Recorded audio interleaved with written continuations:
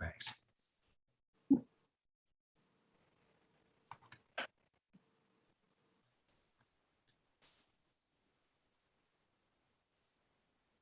Ooh, my screen is full, guys. Pardon me? Good evening. And I will call to order the August 23rd Board of Aldermen meeting for the City of Town and Country. Call this to order, and I would ask everyone to join me in the Pledge of Allegiance.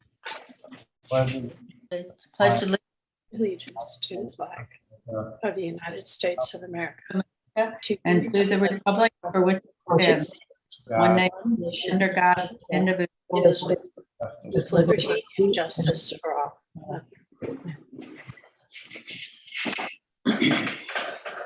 And I would ask the city clerk to call roll for attendance.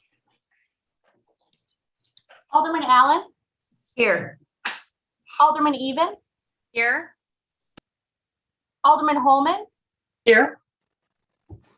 Alderman Hughes, Here. Alderman Mortland, Here. Alderman Perot. I can see him, he's here. Right. Alderman Weasahan Here. and Alderman Whitmire. Here. Mayor Ream is presiding, and we do have a quorum via video conference. Thank you. Before I ask for approval of the minutes, I do want to take 1 second to give a shout out to our police department and to our chief of police, Chief Cavins. There was a few days ago in our community, there was a young mother with 3 very young children in her home when someone burst into her home, someone who was apparently having issues with drugs and perhaps some mental handicap issues also, and obviously caused quite an alarm in that person's home. And the police were called, and the chief and others responded, handled the whole situation in a very professional manner. Everything was done appropriately. There was no harm to any of our citizens, and that has a special meaning to me because that home that this person burst into is my daughter's home. So I was very appreciative of the work of our police department. Extremely professional as always. So I just want to give a shout out to the police department and to Chief Cavins for their great work. Here, here. Wow. Here, here.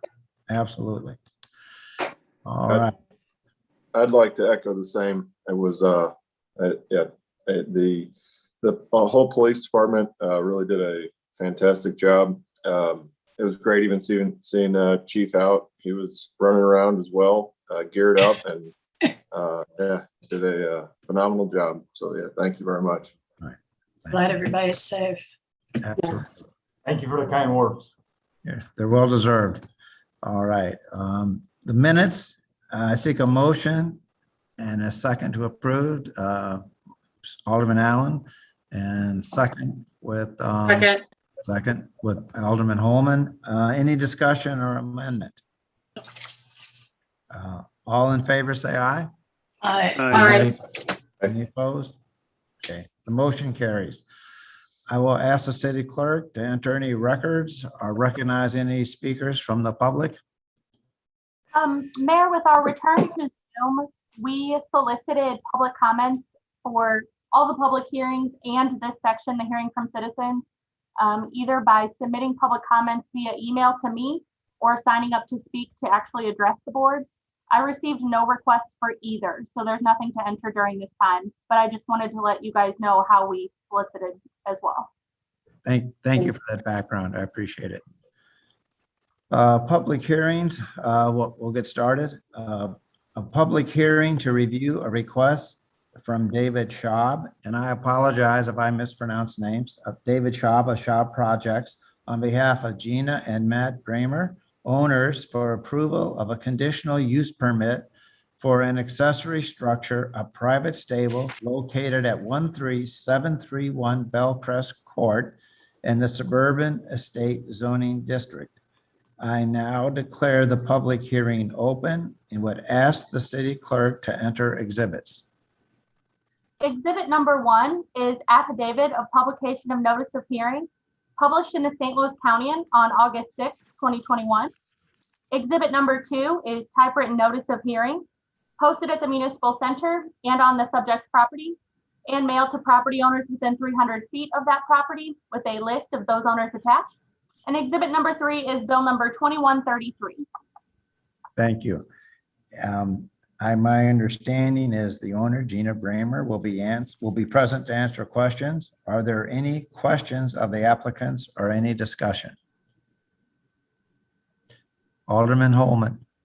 Thank you, Mayor. I was curious to understand, did the Architectural Review Board who did approve the plans, was that a unanimous vote, or do we have any type of recorded number in that vote? And if you look at the next item under planning and zoning, the recommendation came forward from planning and zoning 7-0. It was unanimous. Go ahead, Ryan. Go ahead, Alderman Even, if you would. Say from my memory, everything went well and it was approved unanimously. We liked the project and thought it was going to be a really nice addition to that property. Thank you. Thank you. Mayor, if I just may continue on that one thought. Absolutely. Just going forward as we prepare these memos, I really appreciate when we have the vote of the commissioners represented. As planning and zoning, I believe, always represents in their memos. So if all commissioners, public works, or whomever's coming forward with a vote to the board, if we could understand the head count of that vote, that would be very much appreciated on my end. Yeah, I think that's pretty reasonable. We will, there's no reason why we can't do that going forward. Right. So, absolutely. Thank you. Any other questions? If not, and as the city clerk has said, there are no public comments, so I would now declare the public hearing closed.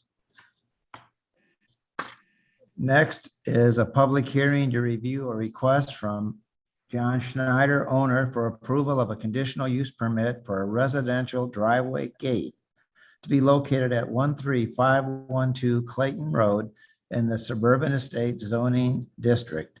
I now declare the public hearing open and would ask the city clerk to enter exhibits. Exhibit number 1 is affidavit of publication of notice of hearing published in the St. Louis County on August 6, 2021. Exhibit number 2 is typewritten notice of hearing posted at the municipal center and on the subject property and mailed to property owners within 300 feet of subject property with a list of those owners attached. And exhibit number 3 is bill number 2134. Thank you. I believe Mr. Schneider will be present to answer questions. And are there any questions of the applicants or any discussion?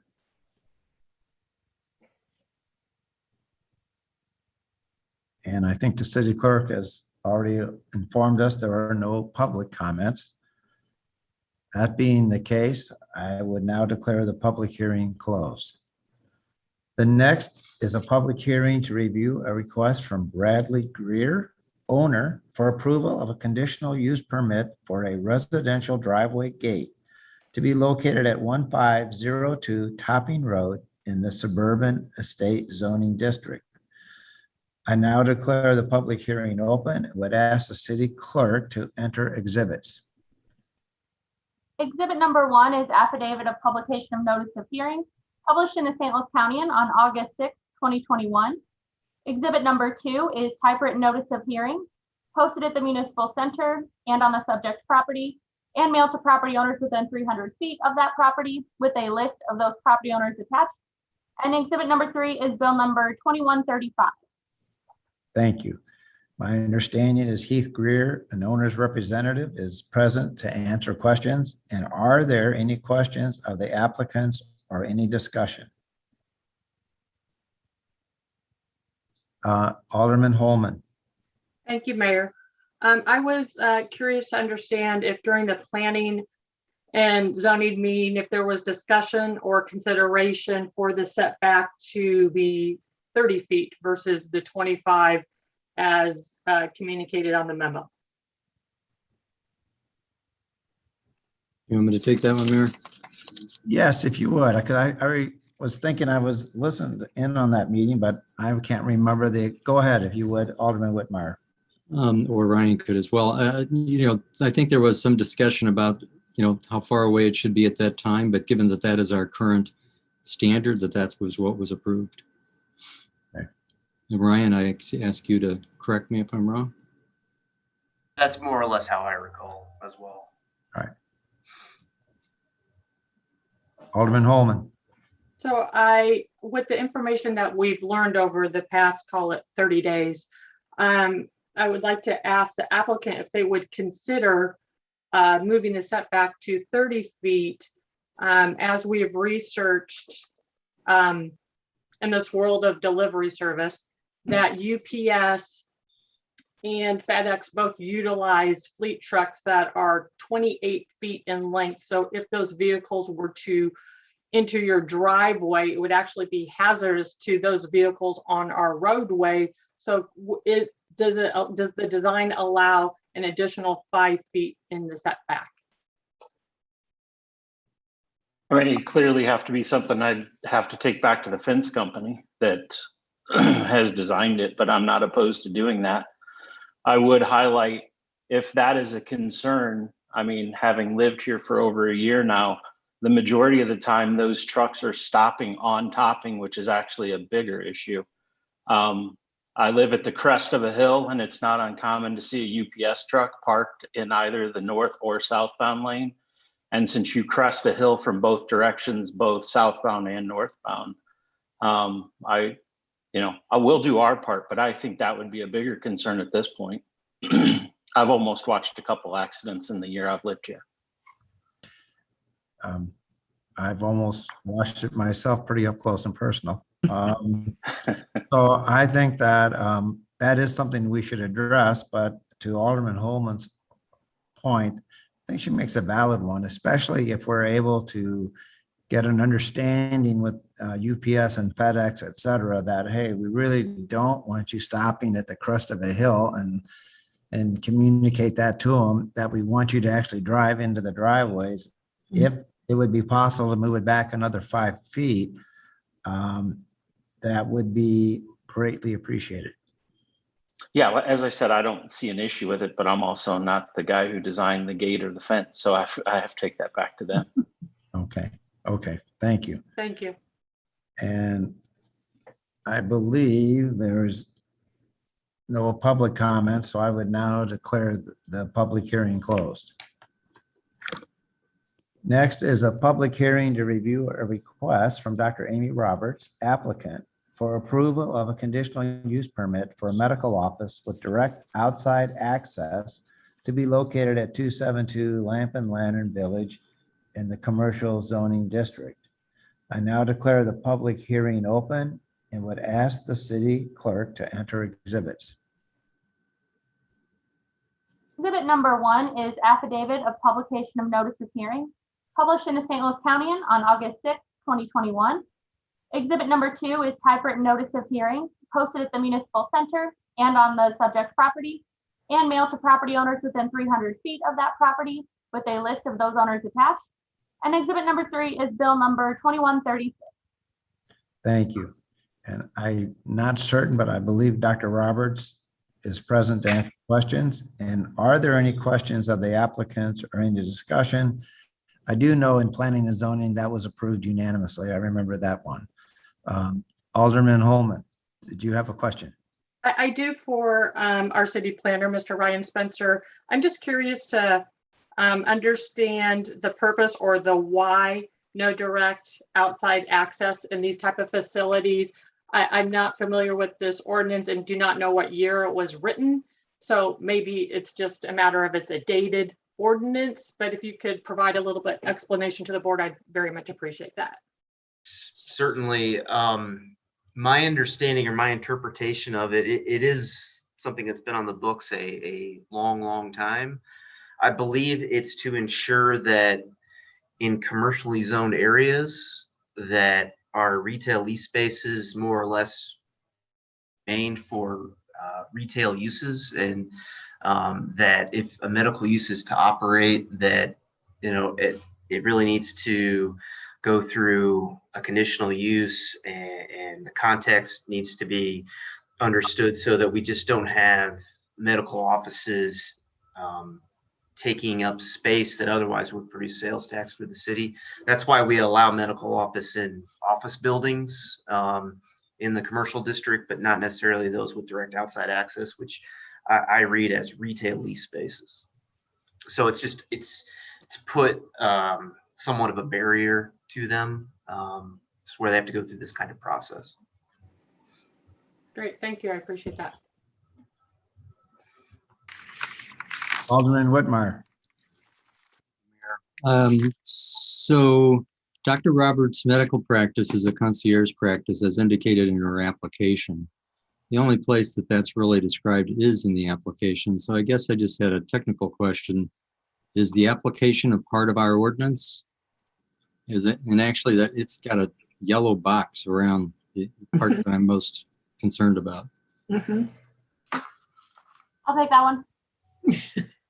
City Clerk McNamara, please. I got The that. application itself is not an exhibit in this public hearing, nor is it attached to the actual CUP ordinance that gets approved. It is retained permanently in your packet, so that information is retained permanently in the packet, as well as for a certain amount of retention in the planning and zoning office. But if you would like that application added, you should do it now by requesting me to insert it as an exhibit. I so move. Second. We don't need a motion for that. I'll just do it. Okay, great, thank you. Just being technical. Alderman And Perot. if I could comment on that, Mayor, just as well, I'm sorry. Because yep, go ahead. Oh, you go ahead and finish up, Alderman Whitmire, please. Because as you recall, Mayor, during our conversation with the doctor, that conversation was very important, the nature of her practice, right, what it was all about and so forth, especially as it relates to the walk-in facilities and so forth. That's why it's very important that we make that a part of the public record. Noted. Alderman Perot. Thank you, Mr. Mayor. A quick question on procedure. Given that it's a medical practice and it's located in a retail space, is there any special conditions related to hazardous waste or anything else related to that type of business that we need to be concerned with? I would only say that in any medical office through the state of Missouri, there are definite guidelines in terms of how you handle that kind of medical waste as part of your licensing. I would say that in a concierge practice, the there would not be like surgical procedures and lots of medical waste that is tissue or discarded or removed organs, et cetera. It would be more needles and things from injections. And there is a process in place in terms of how you collect that, and you hire vendors who do that. So there is, to maintain your medical license, there's things that have to be done in that regard. If Dr. Roberts is online, she could certainly speak to it also if she would wish to. Hello, yes, I am. And yes, we hire companies that will help dispose of it and has specific containers. And the hope and premise in this type of medical practice, it would not be any large volume, correct? Right, right. Thank you. Thank you. That helps. Thanks. And I assume there are no public comments as noted before, so I would now declare the public hearing closed. Next is a public hearing to allow citizens to be heard on the annual property tax rates proposed to be set by the City of Town and Country, a political subdivision. I now declare the public hearing open and would ask the city clerk to enter exhibits. Exhibit number 1 is affidavit of publication of notice of hearing, published in the St. Louis County on August 6, 2021. Exhibit number 2 is typewritten notice of hearing, posted at the Municipal Center, Longview Farmhouse, the Firehouse, and the city's website. And exhibit number 3 is bill number 2137. Thank you. And Joanne Jadali, our finance director, is present to answer questions. Are there any questions at this moment? Alderman Holman. Thank you, Mayor. I have a question for, I believe, our city clerk. It's with regard to first and second reading. Is it necessary to do a first and second read on something that is unchangeable? Meaning, can we do it in one evening? You're allowed by process to suspend agenda rules to read it twice in one evening in any case. So you certainly could if you wanted to do that tonight. Given the timing and because it says property tax in it, I don't know if that's something you guys want to do because there is enough time before it's due to the county, even though you guys likely aren't going to change it. But you're certainly empowered to by suspending agenda rules if you'd like to. Oh, I didn't think we had the ability to change it this fiscal year. You don't have the ability, Joanne Jadali should speak to this if there's a question about that, but anything could be added to the ordinance. You guys could change things and note things for next year or make any kind of adjustments to the ordinance. So I would worry. Strike my question, ready to move on. Okay. Thank you. Thank you. And again, no public comments, so I would declare the public hearing closed. Under appointments, I think there is none tonight. Under communications and reports, I would recognize the commission chairman and the board's opportunity to provide reports if they so desire. Alderman Allen. Thank you, Mayor. I would just like to report that our Ways and Means did have a committee meeting last Tuesday to review pretty much the status of everything that's popped up in the last few months. So that went well, and there will be a second task. It will be the third task force meeting for the recognition of veterans and first responders, August 30th. So next Monday, 5:30 at the Town Square Pavilion. We have come up with what we believe is a location, and we're moving forward with details. So hopefully in the next, certainly in September, we will have, I will have a few more specifics to share with the board. Thank you. Thank you very much. Alderman Hughes, did you have your hand up? I may have missed or not. No, Mayor, I'm fine. Thank you. Okay. Alderman Mortland. Yes, I just want to let everybody know next Tuesday, August 31st, the Police, Fire, and EMS Commission will be meeting via Zoom The link is on the municipal website. Thank you. Okay. Alderman Holman. Thank you, Mayor. I would just like to share that the Public Works Commission held a meeting on August 16th, and most of those agenda items are part of the ordinances on our agenda this evening. You'll see there's several contracts, the snow contract, the grounds care and custodial, and with the approval of those contracts, those will then be incorporated into our road fund budget for 2022. So I just wanted to note that so we're all on the same page of where those dollars fall. And then with respect in regards to the presentation we heard this evening from management partners with the Public Works implementation audit, we will take the 17 recommendations, and that is a significant number, and we will review those at our next Public Works Commission meeting. And we might take one of their recommendations of incorporating the three-legged stool, but we'll probably break off one of those legs because we don't have a CIP, and maybe present a rollout over the next 1 to 3 years of how we incorporate the recommended changes and prioritize those. I think to take on 17 all at once is a big task, but maybe we can come back to this board with a recommendation of our top 3 to 5. I think that's very reasonable. And then after that, perhaps the board then should get together and discuss those. So I think that would be a very reasonable approach. Thank you very much.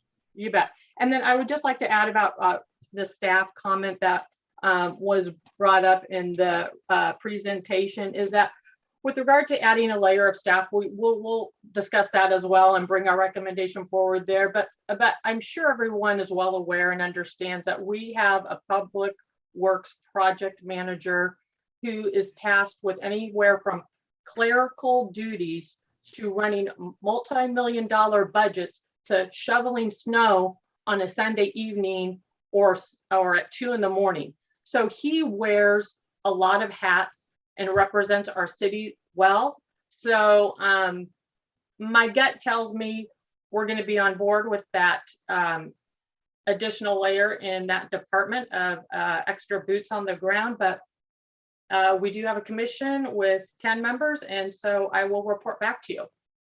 Thank you. Thank you. Thank you. I believe, Mr. Shelton, you do not have a report. Is that, oh, hold off there. I didn't see Alderman Weezahan. Please go ahead. Yeah, thank you, Mayor. It's just I wanted to mention it's not a Town and Country sponsored event, but the 20th anniversary of 9/11 is coming up on September 11th. There's a walk that'll be going on starting in Town and Country at Duffy's. It walks down Clayton. I spoke with Chief Cavins.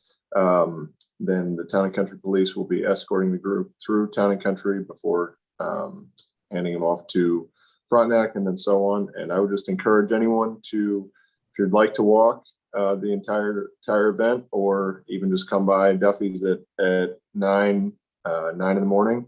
The gentleman that started it has been doing it since 2002, and it's a really great event, even if it's just coming by in the morning. So I would encourage anybody that's available to stop by. Thank you for sharing that. I appreciate that. And Alderman Holman. I appreciate that as well, Mayor, as somebody who was living in New York City at the time. And Alderman Weezahan made me aware of this event a few years ago. And for those residents looking for more information, there is, Alder Weezahan, correct me if I'm wrong, a website, March to the Arch, where I think there's some detailed information for any resident looking to participate. Thank you. Yeah, thank you. If I could just quickly ask, if you march the whole way, what's the time frame on that? I mean, is it, but I think myself, it would be maybe measured in days, but go ahead. It's 7 to 9 hours, depending on how long the stops are. Okay, I was just curious. Thank you. Thank you. What a great event. Thank you for sharing. And Mr. Shelton, am I correct? No reports tonight? That's correct, Mayor. Thank you. All right, moving along here, unfinished business, bill number 21-32, sponsored by Alderman Wortland. Without objection, would the city clerk read the bill for the second time?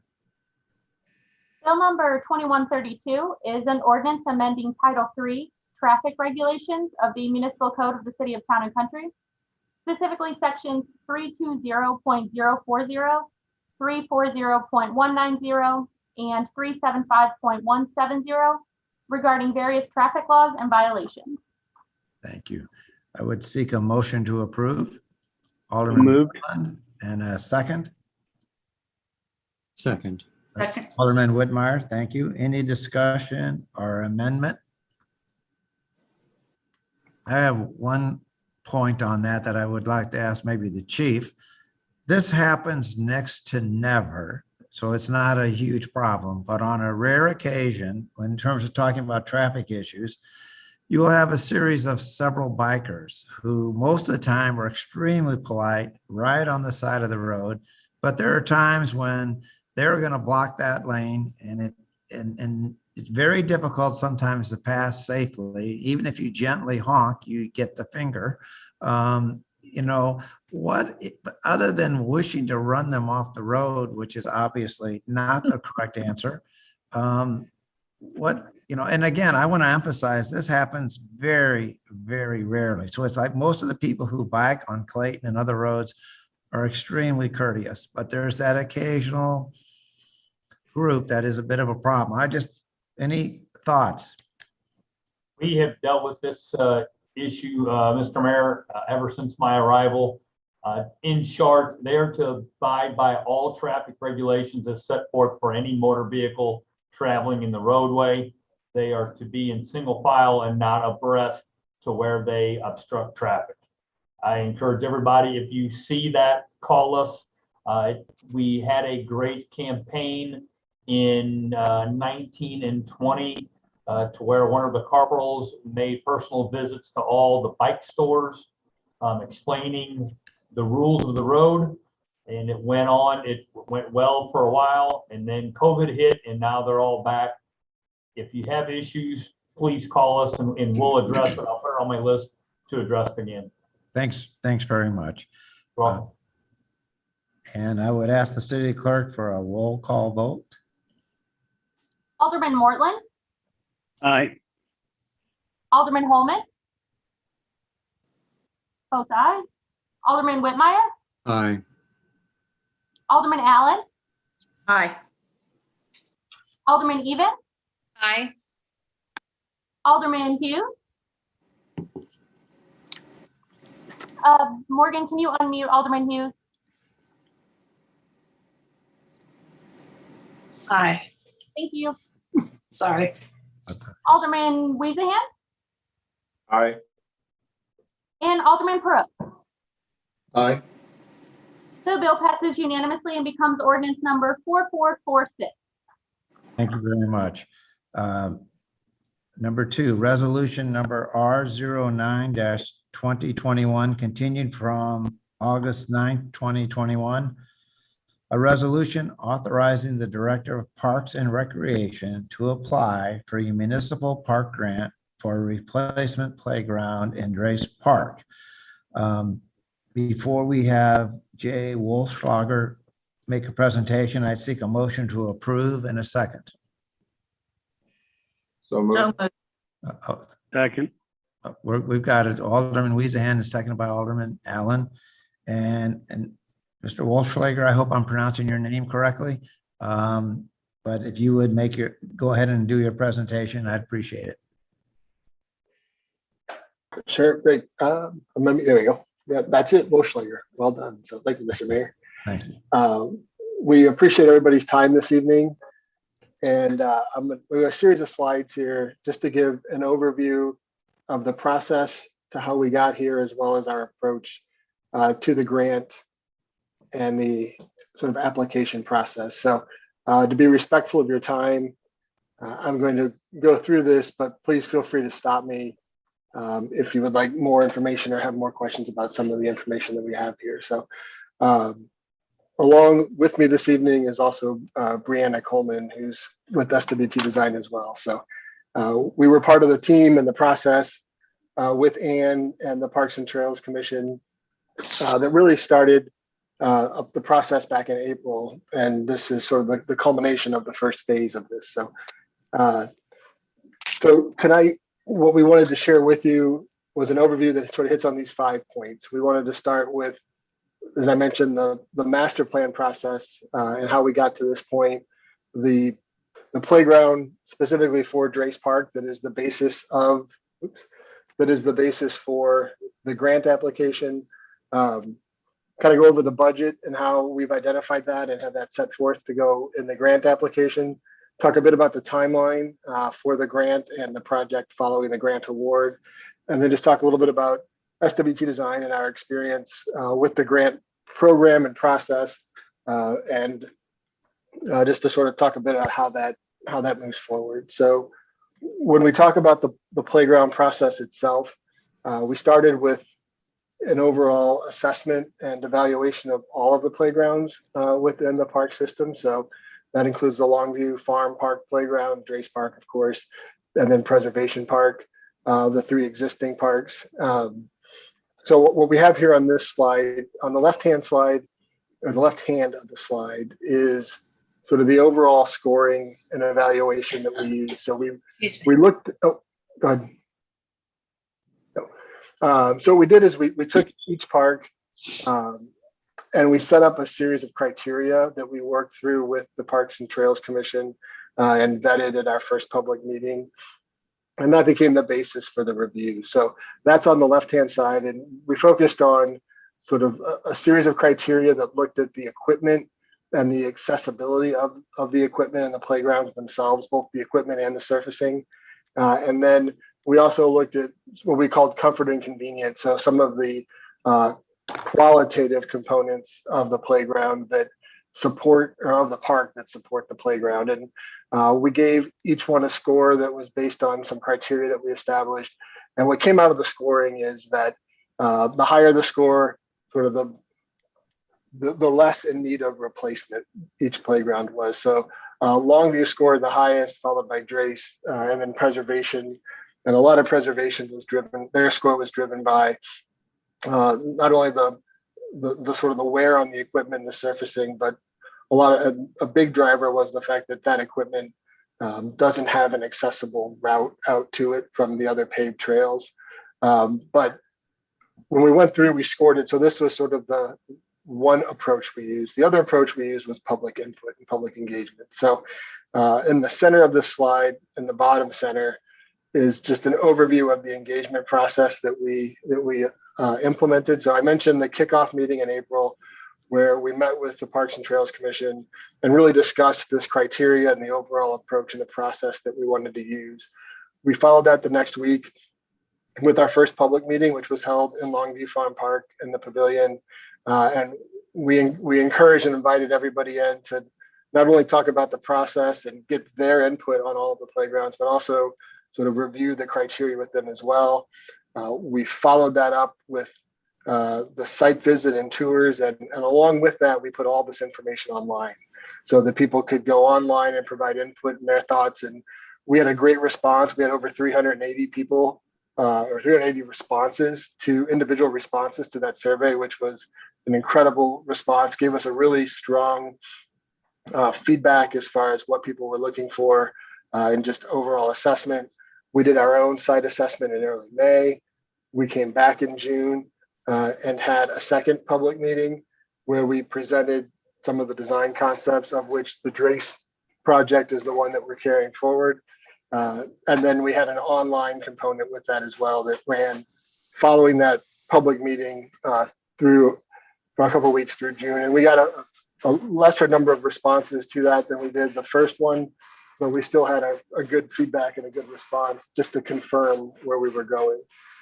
And just to touch on that engagement, this is just an example of 3 of the questions that we had on the online form. We had several more, and a lot of opportunity for people just to provide their general thought and their desires for the playgrounds and the parks as a whole. So the 3 questions on here sort of served as a basis for where we went with the plan going forward. The first one was just which priorities did you have for which playgrounds to be replaced?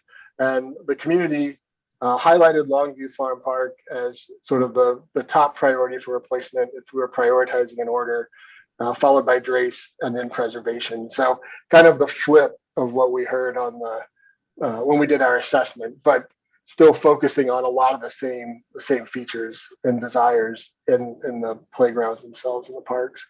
And then the 2 items there on the right that are probably a little more difficult to read, but those questions, we asked people what they would like to see in the playgrounds going forward and in the parks to support the playground. So the top one there, number 13, really talked about what types of play. So we talked with the community about the fact that all 3 playgrounds right now are for the most part the same style of play, the same type of playground.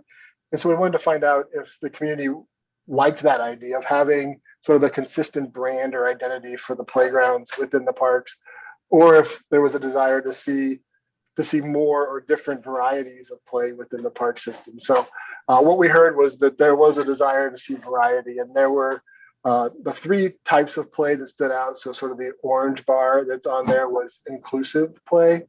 The yellow bar that's above that, the second highest priority or the desire was nature play. And then the sort of teal colored one there in the middle of those 2 was adventure play, followed by the dark blue on top, which is post and deck, which is what's out there now. It's kind of the landings and slides and stairs. So the 3 priorities that we heard were inclusive play, adventure play, and nature play, as far as desires for play type in the playgrounds. And then Can you give us one sentence on each of those, what that means? Sure, yes. So inclusive play is play for all abilities. So it's playgrounds are inherently by design and code these days accessible, means that they provide opportunities for play of different abilities in different ways, but not everything on a playground can be accessible in that style. But there's certain numbers or criteria you need to meet accessible play. Inclusive play is going above that. It's doing more than just what's required to be accessible.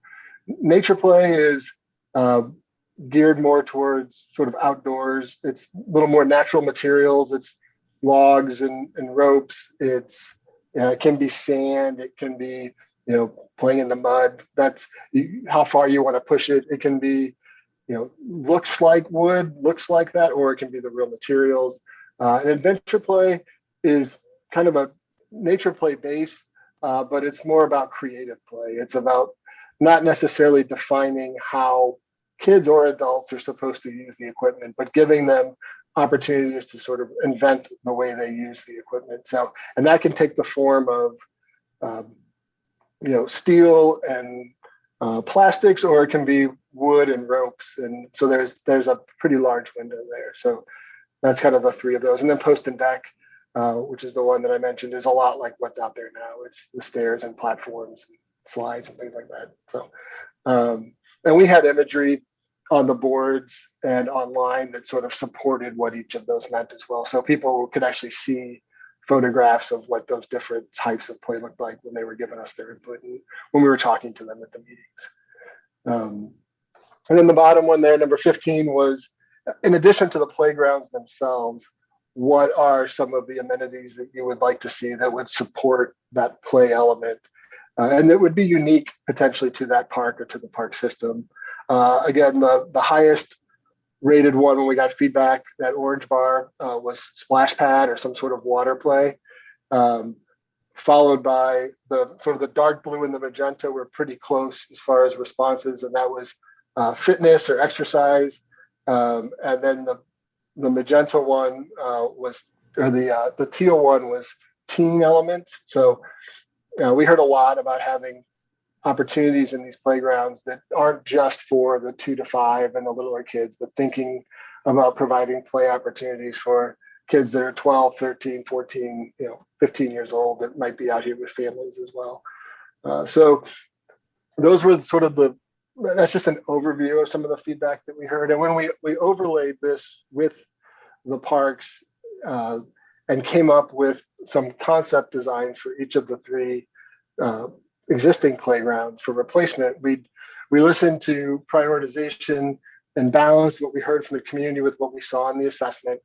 We looked at the 3 priority types of play and thought which ones would be the best for each park. And then we also looked to layer in those secondary play elements or those supporting elements. So what we came away with was, when we thought about Longview Farm Park, that playground, when it's replaced, maybe is the one that focuses more on the inclusive play because of the amount of activity in that park, the association with the house and the pavilion and the activities that happen there, all of the other programming that happens in that park.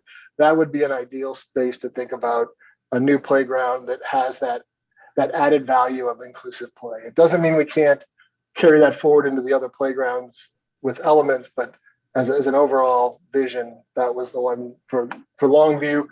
Preservation, that one with the activity that happens there now with the tennis courts and the sand volleyball and being so close to the fields, we thought that would be a really good one to think about integrating that fitness component to it. And maybe that playground takes on an identity that's more of, adventure, kind of an adventure play / sort of fitness play piece.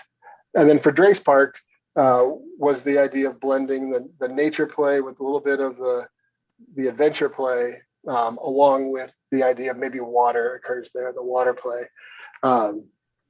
And that doesn't mean, again, that the water play couldn't occur at other places as well, especially Longview Farm Park would be an ideal place to consider water going forward. So Drace Park was based on the scoring and looking at the community input, we identified Drace Park as being the top priority of the 3 for replacement. And a combination of its condition, some of the limitations on play that are there, as well as finding that balance between the desires of what we heard. So this was the concept plan that we presented at the second public meeting and got feedback on. So you can see the imagery on the left starts to convey some of the type of play elements that could be a part of the Drace Park playground renovation. And then the image on the right-hand side was the concept plan that we had talked about. So the idea is that the playground is still where it is now. So this is the existing pavilion. The restroom building is right up here. So the parking lot is up here at the top of the image. So you come in along the sidewalks that are here now, and the existing playground is actually underneath this area here, which is where we're proposing the new playground. And what we wanted to do was really expand on all of the great sort of woodland play, the sort of nature explorer play that's been developed in the park already within this tree stand and the woodland in the center of the park. So there's a lot of natural materials in there now. There's the play area with the big, with the fallen tree and the ability to build sort of forts and other elements in there. And we wanted to carry that into this more structured play area. So thinking about components that have sort of that look and feel of the natural materials that can really bring that what's happening in that woodland out into the playground, but not compete with it, because there's a real identity to that. The idea of using, whether it's natural materials or something that replicates that in a way that still meets the playground requirements that we need to meet in a playground itself. So we also looked at doing a splash pad here as well, and that's something that isn't carrying forward into the grant application at this point, but it still can be part of the larger vision for this playground going forward. So any questions about the concept plan or kind of where we started with this process? The next couple of slides dive into the grant itself a little bit more. So I'd be happy to answer any of those. Why is the splash pad being pushed off into the future?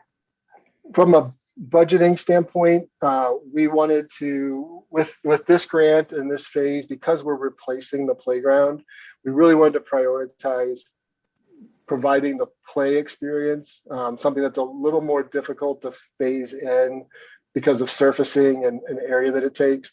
And so our thought was, if we focused on that and kind of left the space, designed it around the potential for a future water play, that can always be added at a future time. The other thought too is, if water play were to go in at another park, it may not be needed here in the long term, but we really wanted to focus on the play in this phase. Jay? Yes. Could you, obviously, well, this is just overview discussion. Could you give just a rough cost, just for an understanding of what, again, not that we're tying anything to it or committing to any number that you put, but just so we have an idea of what a splash pad might cost and what, a different type of water feature might be and a cost associated, just so that we have an understanding? Sure.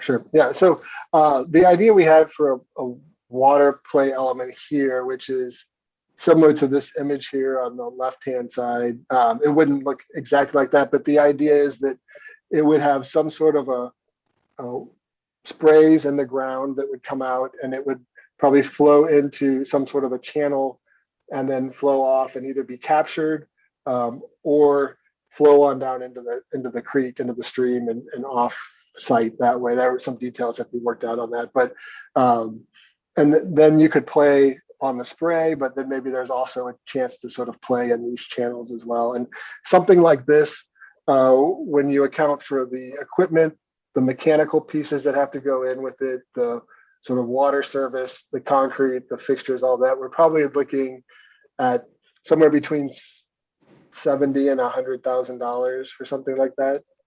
Could be more depending on the amount of equipment and pieces that we had in there.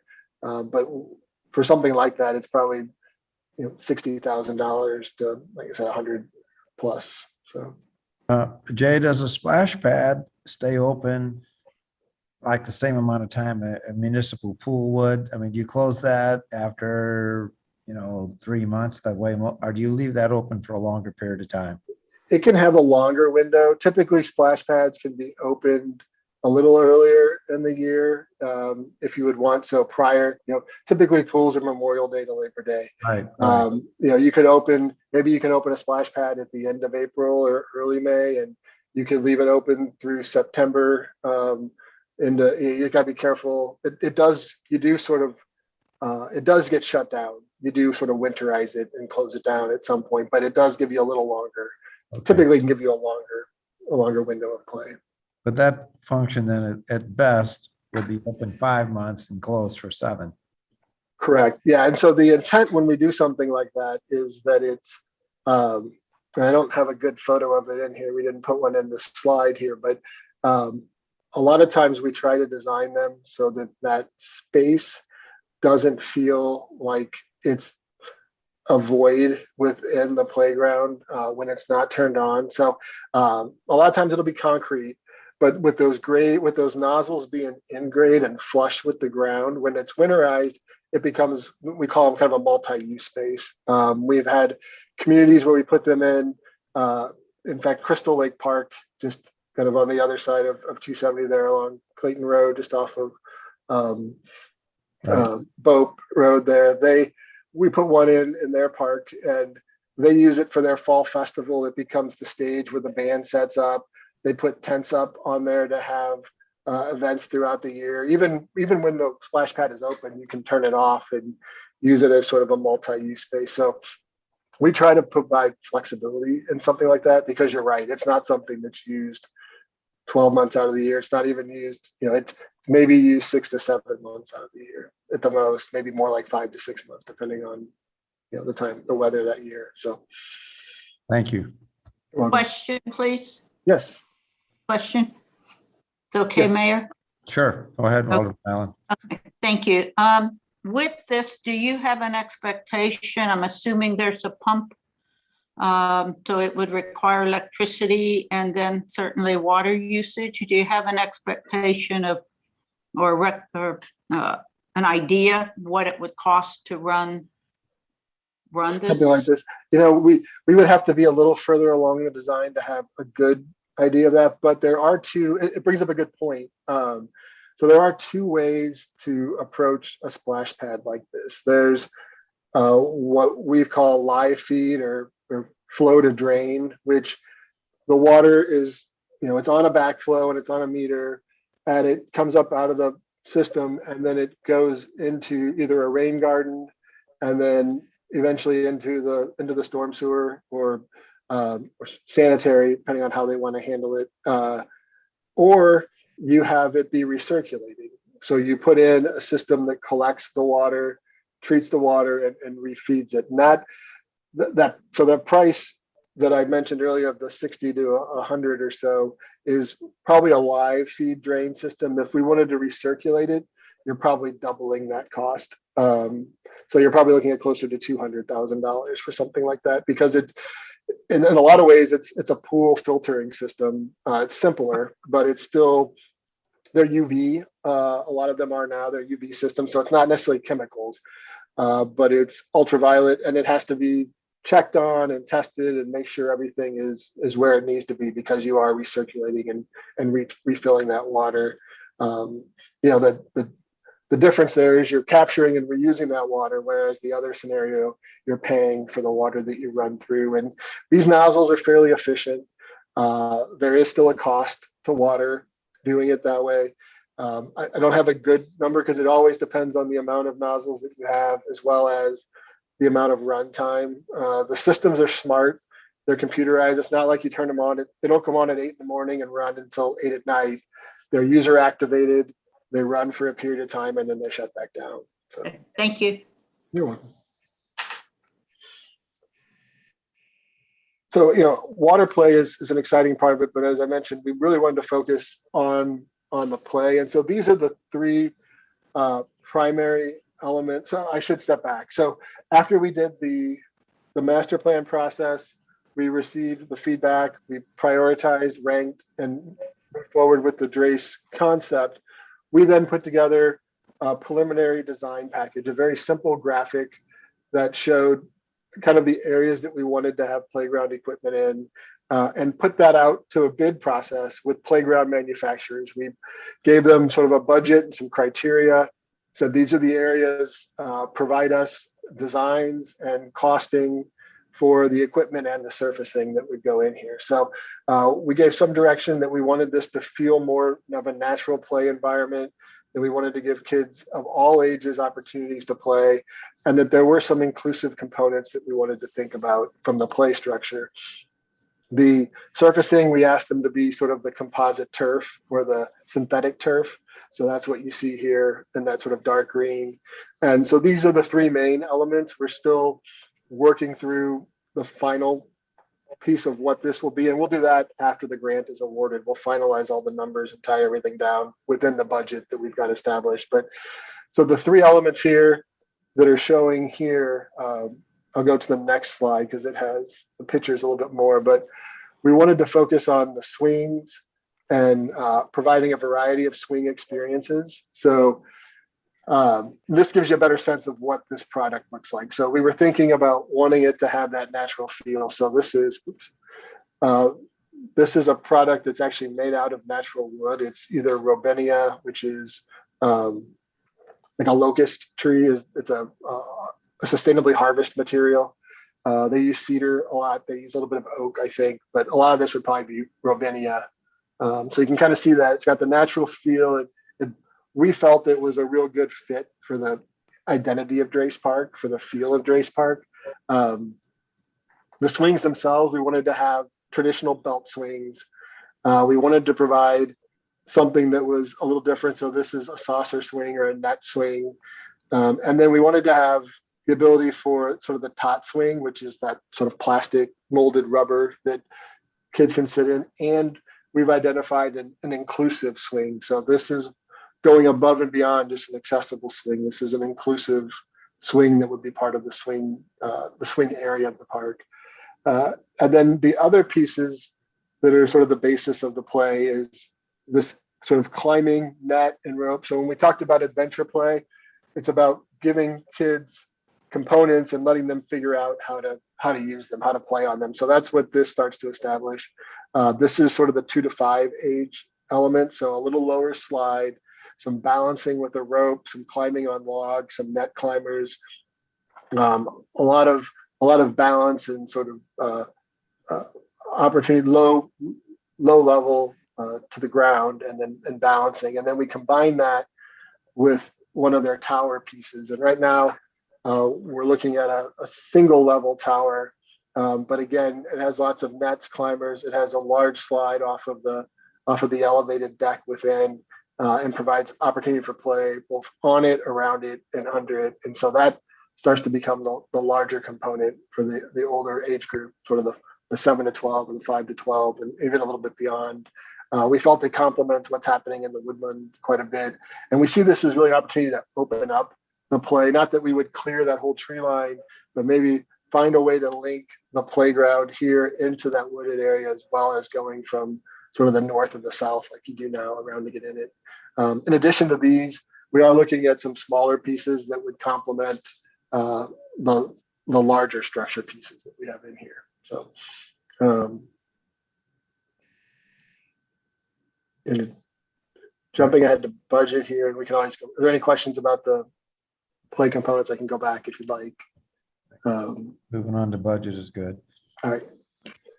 So this is the budget that we've identified for the grant, and having talked with Ann and coordinated with sort of the match side of it from the city as well.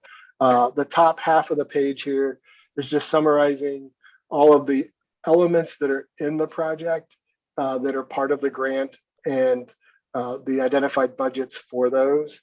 So we have just sort of site development, which is clearing and sort of grading and establishing the site, followed by the equipment itself, the surfacing, some landscape elements with it. We're anticipating some MSD work that we'll have to do. We won't know that till we get into the design process. We have a placeholder in there for that. And then the professional services. So our design and engineering fees, as well as the sort of construction observation fees that we would have as part of it. A couple things to note: these numbers do include a contingency for the project, as well as the anticipated contractor costs that will be added to their bid numbers to cover general conditions, mobilization, overhead, profit, things like that. So all these numbers have a 10% contingency in them, as well as a 15% markup for the contractor costs. So what we're anticipating a total sort of budget, if you will, of around $443,500, $425. And that is with contingency. That's sort of an all-in number that we're looking at as a total project cost. The funding summary down below, the grant itself is organized in two ways. There's pieces of the grant that the grant will fund 100%. And then there's some components that the grant will fund at a 50-50 match. In our case, the only thing we really have that falls in there is the landscape. They typically they'll pay for seed and sod, but anything more than that, they tend to do a 50-50 split with. So we've identified that in the 50-50. So when we look at the total cost that the grant would fund, which would be that 100% grant eligible cost, plus half of that 50-50 match, we're at $438,300. And then the total grant funding is the grant amount that the city is eligible for is $420,000. So what we looked at from a match standpoint, knowing that that you all had talked about, anywhere from 5 to 10% being the match. So when we look at the minimum match, it's that difference between the 43.8 and the 438.3 and the 420. So there's about $18,000 there that isn't covered by the grant, plus the 50-50 match half item. So we're at about $23,425. And these are all estimate budget numbers right now. So where we're at right now in applying for this grant, we're anticipating at a minimum of 5.5% match from the city to do kind of what we've identified in this project and in this application. If the city were to go up to a 10% match, what we would look at is, one, some of that would be available depending on how the bids come back to know where we're at. But two, it would give us some flexibility to maybe add some additional value items likely into the playground as we move forward into design. But as of right now, we feel comfortable that with that 5.5% match from the city, which 5% is the amount minimum required to get the funding match from the grant. So the city would ideally want to do at least a 5%. So we're at that 5.5, we're able to move forward with the total project. And then we have the flexibility with additional matches desired to put back into the project. So I know it's a lot of numbers and a lot of words here, but the top half is basically what would go on the grant application, with a little bit of that detail down below roughed in. But again, this is all estimate based on where we are now. What would happen is once the grant was awarded, then we would develop the design documents and refine these numbers using the grant funding items as our targets as we're working through design and costing. Jay, just looking at it in terms of maximal city match anticipated, that'd be more than the neighborhood of 42, 43,000. Yeah, I think that was the 10% match. It's okay. Like, Okay. Yeah, I think it was like right around 43. Yeah. Okay. Thank you. You're welcome. Yes. Hey, Jay, I've got a question real quick about the percentage match. And it kind of ties into the resolution we'll be voting on. I mean, it's great if we can have this is the first that I've heard that parts of it, if not a majority of it, would be 100% matched. And I know we've always discussed a conservative approach of just kind of taking an average of the total project, possibly being an 80-20, and then that had been adjusted to a 90-10.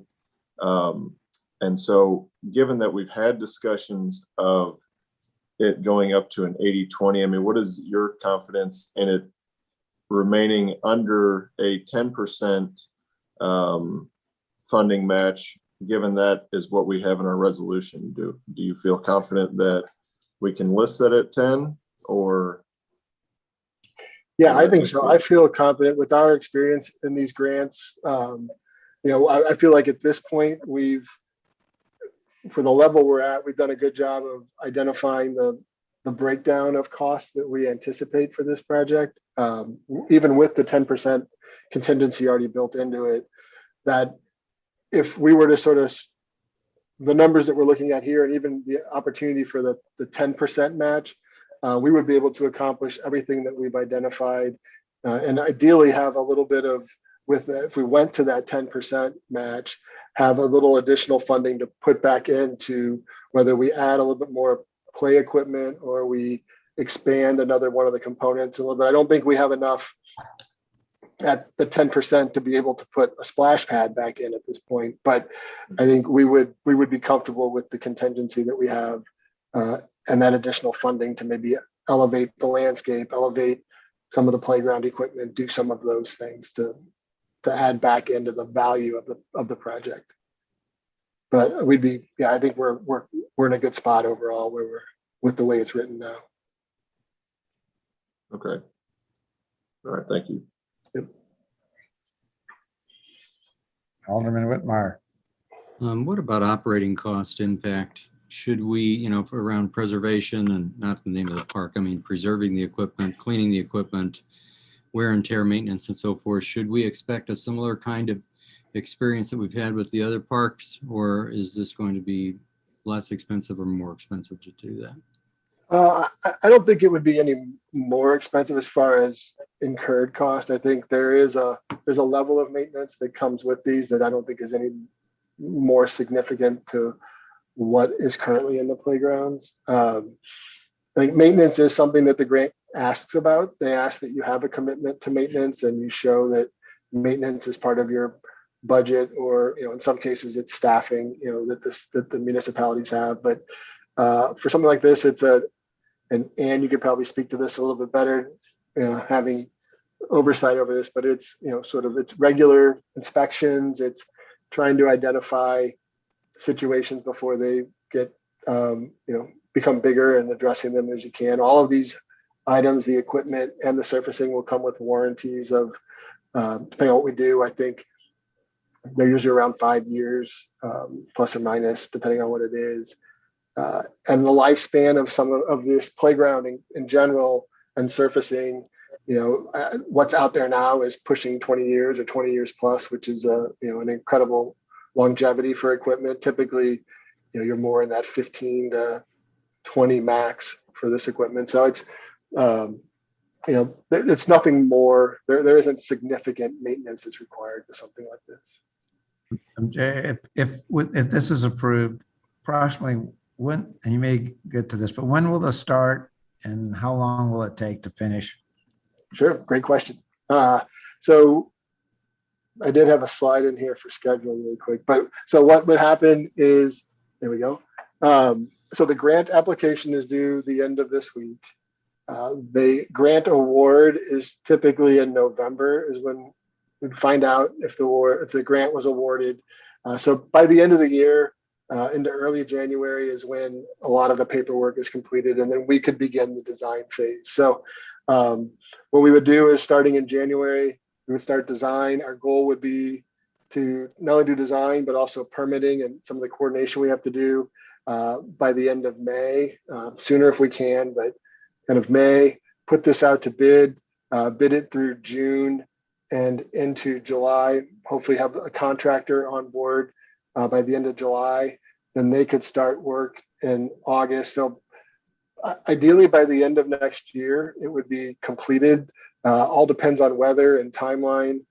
We are allowed to go through, it's an 18-month window that the Grant Commission provides. So we could really go through May or June of 2023 if needed. But our hope is that we have a lot of the groundwork already done. We have the concept design already in place. We've already bid out the playground equipment. So that piece of the project is completed, and we have a survey already to start on the design document. So we feel like, having been a part of this since the beginning, we can move efficiently forward and maybe shorten that timeline. But I think ideally the end of next year, it may push into the spring of 2023, depending on weather and landscape and things like that. But so that's what we'll be looking at. End of this year to start, end of next year to complete. Personally, I see it, but that's a long time.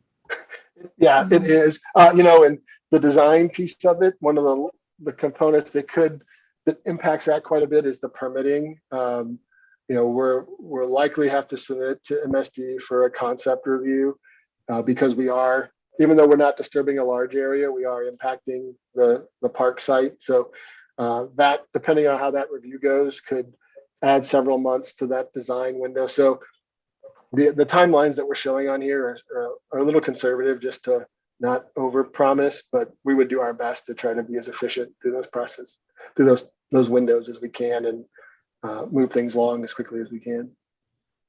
And because this is something that is going to stand out over a period of time, when you sign the agreement with the construction company or I always worry about, like, the price of lumber goes up and all of a sudden I would say this board is hypersensitive to the idea that this project, and not just this any project that we're involved in right now, has got to come in basically on budget. Sure. I mean, I think we could use some reassurance in that regard, frankly, because I think we're pretty hypersensitive to that possibility. Yeah, no, I understand that. Yeah, and this last year has done nothing to make anybody more comfortable with bidding and cost either. So a few things with this one that we would do to really try to give ourselves control over that. We can't control the bid climate, but we can sort of control the variables that go into that, right? So we've already identified the largest piece of this project is the cost of the equipment. We're going to lock that in up front. So we'll have that cost known as we're starting, before we even put it out to contractors. We've bid that out and have that bid process complete. The other tool that we use quite a bit, especially if we feel like there's unknowns in the bid climate, or we feel like we're pushing the budget based on our estimating. And we have reference points of, we bid quite a bit of work. So we have fairly current pricing on things when we go to put our cost estimates together. We also have contractors and other partners that we can reach out to sort of truth out pricing as we get to that point. But what we do as well is we try to build alternates into the package as well. So we don't have a lot of scope to this project. It's fairly straightforward, but we may look at some of the different materials that we use from a paving standpoint. We may look at the total surface area of some things and start off with a base bid that's a little bit smaller, or that's a little more, what we think would be a little more cost effective, and then have an add alternate in the bid package as well, so that if their numbers are more competitive and we can upgrade, then we can do that. But we know that we're managing that within the budget. So those are the main tools that we use on a project like this to stay within budget, is on the contractor side. On the bidding side is to secure as much as we can up front, have those numbers locked in, and then use bid alternates where we can to try to give ourselves a solid base bid and have the ability to add to that if we wanted to. So, thank you. You're welcome. Alderman Holman. Thank you, Mayor. I wanted to circle back to the splash pad. Yes. And I think you reported that it was the #1 request from residents who took the survey. Is that accurate? Right, for additional amenities in addition to the playground. Yeah. In addition to the playgrounds. Okay, so then in your professional opinion, put aside the resident wish of location from a structural, engineering, water drainage, and runoff, Drace Park versus Longview, which one of those parks makes more sense structurally to install that type of feature? I think with the sort of the identity of Drace Park, and the sort of nature play component to it, I think a splash pad would work. This is going to be the political answer in a way, but I think they both, I don't know that one is more appropriate than the other. I think they would be different depending on where you put them. So Drace Park, I think the idea, what we talked about with it being more nature-based, the idea for, there's a lot of groups and, classes that come out there. You don't have some of the other components like you do have at a Longview Farm Park. So having that at Drace would be another added value item that you don't have elsewhere. Longview, you could say the opposite. The fact that there are a lot of other events and activities that happen there, a splash pad, would just enhance those activities. I think at Longview, it would probably look more like a paved surface that has jets and water sprays in it that may drain off to an inlet somewhere, would drain to a center inlet and go off. Whereas at Drace, it could flow more through the park. I think it would have a bigger impact probably at Drace because there's less other activity and events going on there, but I don't think either one is, I don't think there's a right or a wrong location for it within either of those parks. And I really wasn't speaking to aesthetics or community desire. I was speaking more towards what the landscape looks like, what the ground looks like when you're putting in piping. Where does it make more sense structurally? Where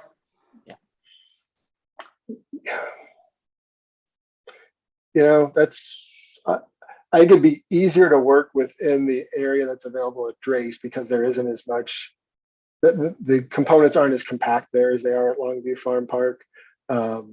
You'd probably have to tear, if we weren't already as part of the playground renovation, a lot of the paver walk that runs between the barn and the playground, we may have to take some of that up to run. I'm assuming the water would come out of the restroom or the area around the barn somewhere where we get water from it at Longview. So it might be closer, but there may be more construction required to put it in. Whereas at Drace, we're probably doing something similar coming off the restroom, but we're just coming straight up to the water play element. There's not a lot of other construction that would have to be disturbed to do that.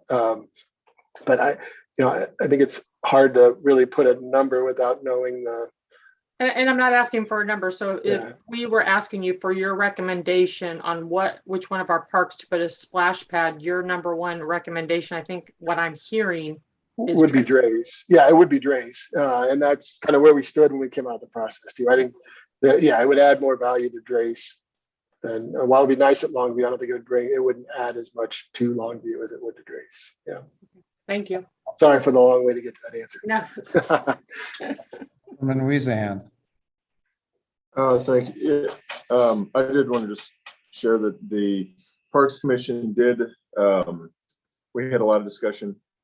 There was a lot that went into the water feature and whatever it might be.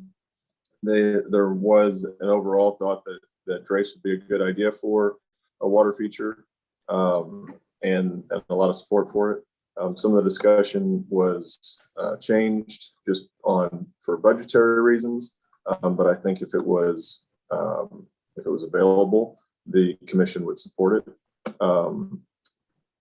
Kind of back to Alderman Holman's question of location.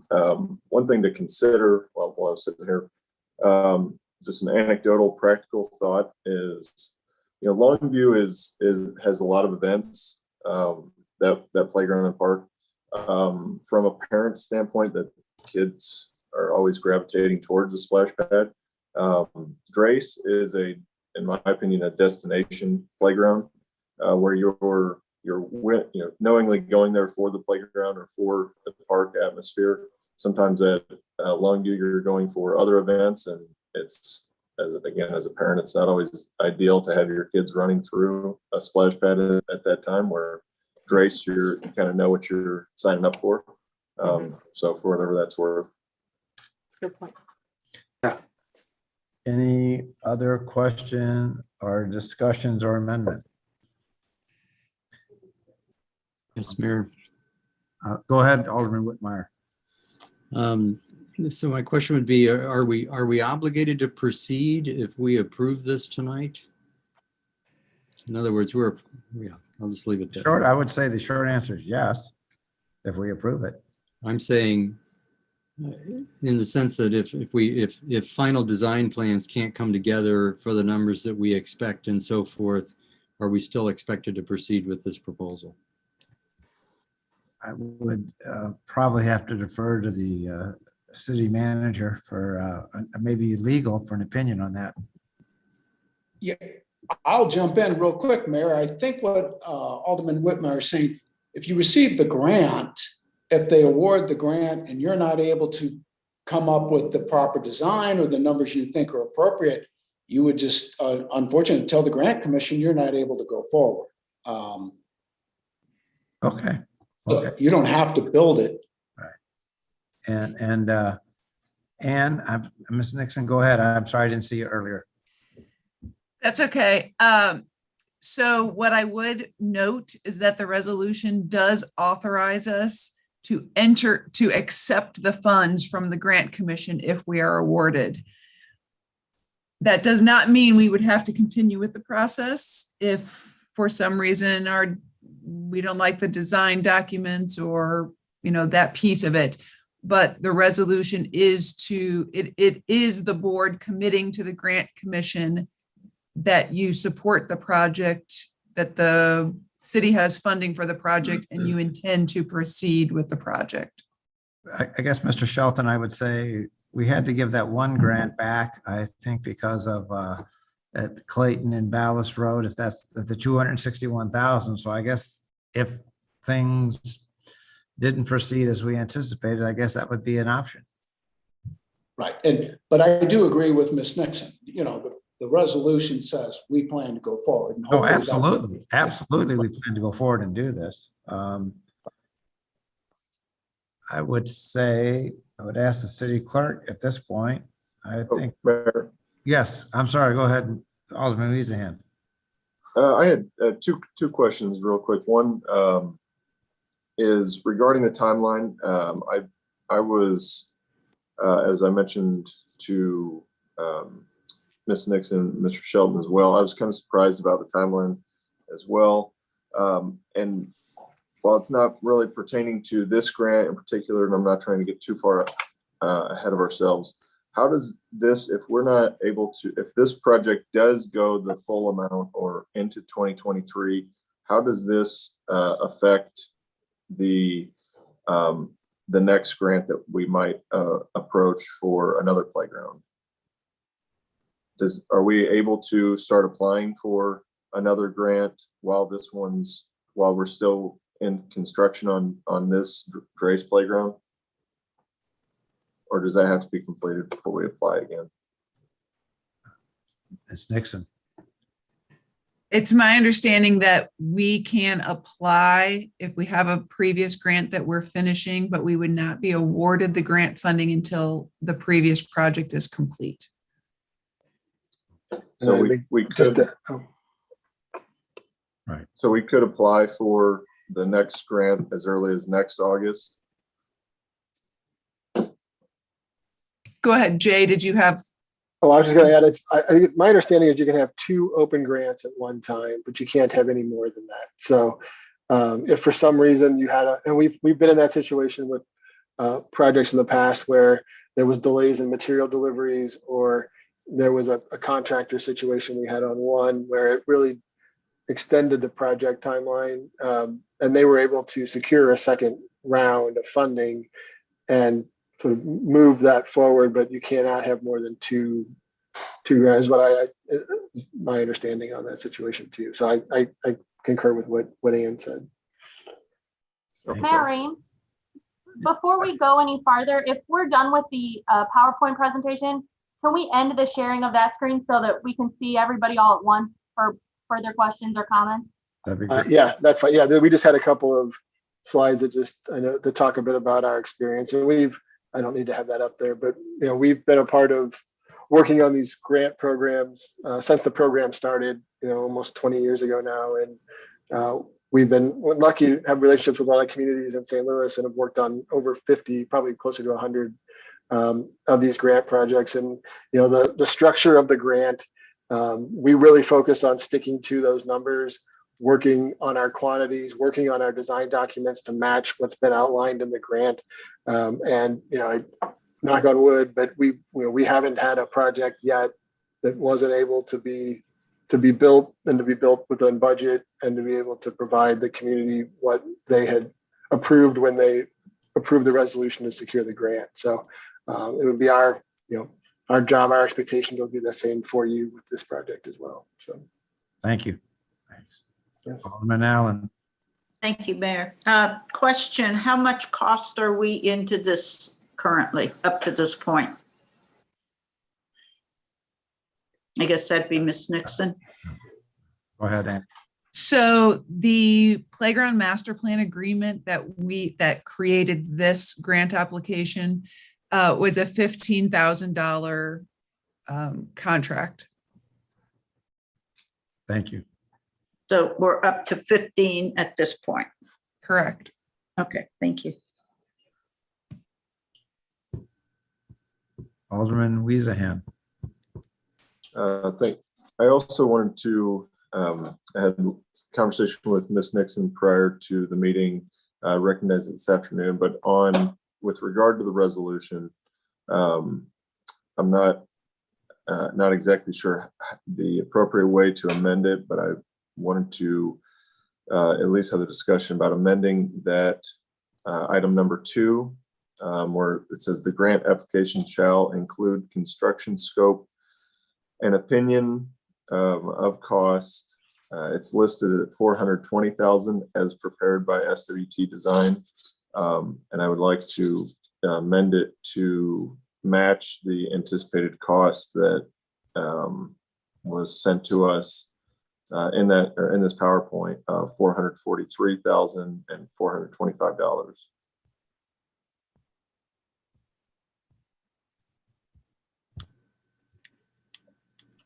Any Alderman, Ms. Nixon. The grant commission is going to want the resolution to read the maximum amount that the city is eligible for. And so if may I suggest that wording just read maximum grant amount of 420,000. That would be the resolution the grant commission would be looking for. If it says a higher amount, we wouldn't be eligible for that level of funding. So we would just change it to say, instead of the scope and opinion of cost, it would say something along the lines of just that we're eligible up to 420,000.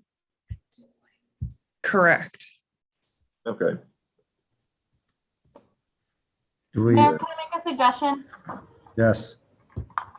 Alderman Weezahan, I just want to make sure if you're making a motion at this point in time that I've got it down correctly before anybody seconds or we move forward.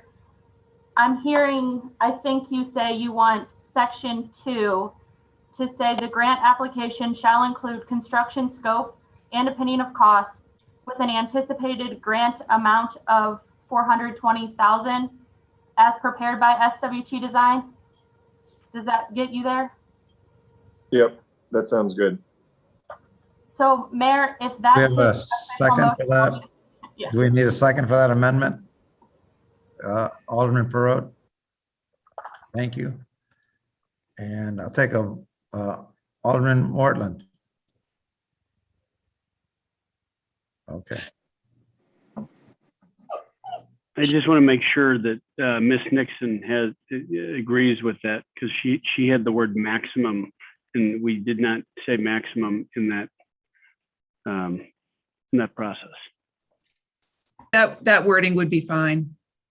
Okay. All in favor of that amendment, say aye. Aye. Aye. Any opposed? Relative to the initial motion, I'd actually ask the city clerk to do a roll call vote on that. Point of order, Mr. Mayor. Alderman Whitmire. So are we now taking a vote on the amended motion? Have we ceased debating this matter? Are you taking a vote on the amended motion? Is that what we're doing? I think if I'm correct, and correct me, city clerk, that we by voice vote, we approve the amendment. So now we would be voting on the issue itself. Correct. Right now what's before you is a motion to approve the resolution as was just amended by Alderman Weezahan's language. Right. Yes. So it's appropriate if you want to take more discussion or further amendment, or you can just call the vote at this point. But I ask you for a roll call vote. Oh, excuse me. Alderman, please. Yes. So either Ms. Nixon or Jay, is it appropriate for the numbers and design and exact playground equipment not to be selected at this time? It seems like that number is a rough estimate, but could fluctuate. So so typically what happens at this phase is it is based on a concept design. The pricing is there. The design documents haven't been created yet, so you can't tie down a contractor cost to it. The playground equipment in this case, we have actually gone out and received pricing from playground manufacturers, and we have pricing for this specific equipment. What we would like to do is, as we get into the design documents and we sort of finalize the other design elements and understand where we are in the overall budget, if we have the funding in the project still, or anticipate that we will, we could then go back and add more playground equipment to maximize the funding that's available in the project if we feel like we have that in it. So these are budgeted numbers, anticipated numbers. We won't know till we get bids what the actual costs are going to be till we go to bid. So, But they should be in the ballpark. They should be in the ballpark. And we do have, within the grant itself, we have flexibility to reallocate funding within those itemized items. So for instance, if what we thought concrete would cost. If it comes in less expensive, but we have a little more earthwork and grading than we anticipated, we can move some of the concrete money over to cover that cost on the earthwork or vice versa. So, yeah, but we would anticipate, based on our estimating, that the numbers that we're applying for should be fairly accurate or close to what we're looking for. And then on the flip side, once we have the grant and they give us the numbers that they're funding, we then work to make sure our design anticipated cost by quantity and material cost is as close to that number as we can. And that's where, if they come in a little different in the bidding, then we can move. We have the flexibility within the grant money to move it around a bit. So if I recollect, you said that your firm has a history of close to 100% coming in on budget. Finalizing the project within the budget that's there. Yeah, we haven't had to we haven't had a community have to not move forward with the project because of costing. So Alderman Even. I have a question about the, so the grant amount being the 420,000, but on your funding summary, it says 100% grant eligible costs of 433,000. Why is there a difference in those two costs? So because there is the difference is what we anticipate the cost to be to build those components versus what the grant maximum funding is. So that's what we were showing, that with all the elements that we have in the project right now, the city match. So you look at the grant amount and then you add the city match to it, and that's where the total project cost comes in. So that's why if you go to that bottom line, we showed that there was about $18,000 in what we anticipate the project to cost right now, that is above the $420,000 that the grant will fund. And so that's where the city match comes in to cover that difference. Okay. It's just been extremely confusing because our numbers have been consistently changing. So I'm just trying to decide, okay, what is our real number that we're working with? Because we're seeing 443 for the anticipated total cost. And then if you look at these estimates and proposals that were given to us last week, those were different numbers. So I'm just trying to nail down what's the exact number and why does it continue to fluctuate over the. So the exact grant amount is $420,000. That's what the grant would be for. And then the difference, and I don't know which version of we provided last week. We may have gone in and tweaked a few things or organized a little bit differently, but the grant is 420. The total project cost is that 443 right now. So. Right. So basically, the way it stands now, 23,000 would be Out of pocket. would be the city's expense.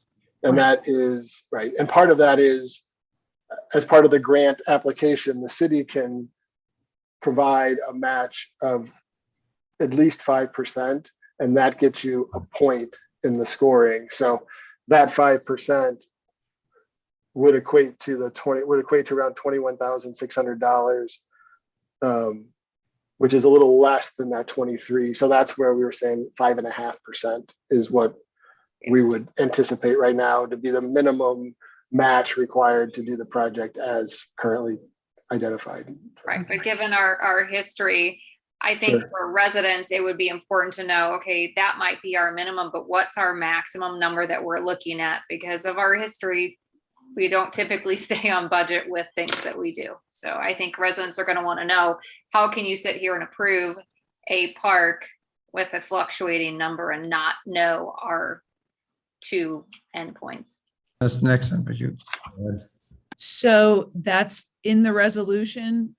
What you are approving is a maximum 10% match. So the maximum cost to the city would be 42,000. Okay. Thank you. Alderman Holman. Thank you, Mayor. Just a couple of pieces of information that I'd like to share.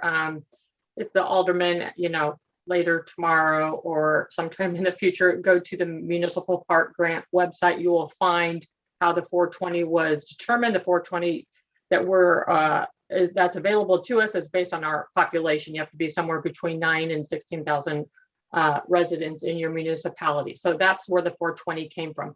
And then if you scroll down, you will see a sampling of a resolution. And the resolution is extremely generic and doesn't even ask for the dollar amount, really just wants to hear that that municipality, alderman, councilman, whatever size that city is and what their governing body looks like, agrees that the director of the city or the Parks Department can move forward into this agreement.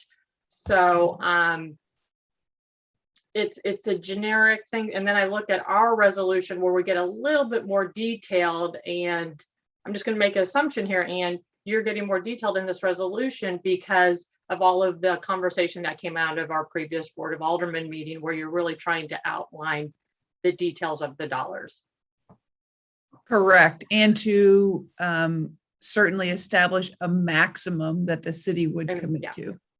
And then one last point on page 13 of that website, there is language around monuments and memorials for a grant. Alderman Allen, that's for you. Thank you. Thank you. All right. Are we ready to do a roll call vote? Alderman Whitmire. One last point of clarification then. So the document says 10% or less funding match for grant items. But we're saying that our maximum is 10% of $420,000, which is the maximum grant amount. But we've been told before that there will be other things that won't be in the grant they'll be expected to pay for. Okay. We'll let Ann or Jay answer that, but I'm not sure. Go ahead. Alderman Whitmire, such as, do you have an, I'm not sure. I'd have to go back to the presentation to see. I mean, I think it's interesting. We're getting kind of crossways, I think, because we're trying to use the numbers for two different purposes. But just looking at it, we've got 50-50 match eligible costs. Landscape. Don't we have some other items that are not grant eligible? I thought there were other items that were not grant eligible. Not in this, as of the way we've got it set up, those are the only, the landscape is really the only thing that wouldn't classify as the 100% funded. So it's not grant eligible. It's not, yeah, and that's just half of the, that the way they set it up is they'll fund half of something, they'll fund half of landscape. If we were going to do like an ornamental fence. Okay, I withdraw my question then. I withdraw my question. Thank you. We'll ask the city clerk to do a roll call vote. So just for everyone's edification, this is on the motion to approve resolution 09-2021 as amended. Yes. Alderman Weezahan, Aye. Alderman Perot, Aye. Alderman Mortland, Aye. Alderman Even, Aye. Alderman Hughes, Aye. Alderman Whitmire, Aye. Alderman Holman, Aye. and Alderman Allen. Aye. It carries unanimously. Thank you. Lots of good discussion. Thank you, everybody. Thank you. Thank you. Okay, thank you for your time. Oh, Thank you very really much. good discussion. Moving on to new business. Bill number 21-33. An ordinance approving a conditional use and authorizing a conditional use permit or an accessory structure, a private stable located at 13731 Bellcrest Court in the city of Town and Country. First reading. I would seek a sponsor for the bill. It's in Ward 2. Sponsor. Alderman Even, thank you. What objection? I'll sponsor as well. Yeah, thank you. Actually, I should have had the clerk read the bill, but do you want to read it, Ashley? Or are we good? I think you did a fine job. Thank you. Thank you. That bill then, number 2133, is continued to the meeting of Monday, September 13, 2021 for the second reading and consideration. Bill number 2134, I seek a sponsor for that bill. It's in Ward 3, Alderman Mortland, Alderman Whitmire, and without objection, would the city clerk read the bill for the first time?